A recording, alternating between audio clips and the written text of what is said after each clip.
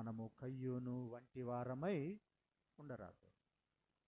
పిల్లరా, మన స్వభావం ఎలా ఉన్నది ఒకసారి ఆలోచన చేసుకుందాం.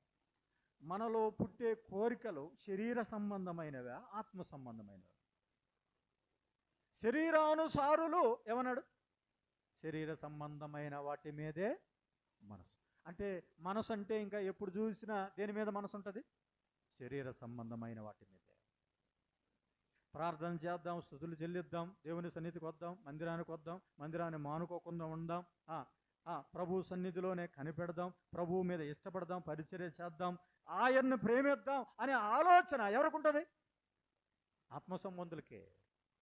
ఆత్మ సంబంధి అయిన ప్రతివాడు ఏం చేస్తాడు? ఆత్మ సంబంధమైన వాటిని వివేచిస్తాడు, ఆత్మ సంబంధమైన వాటి మీద దృష్టి పెడతాడు అన్నాడు.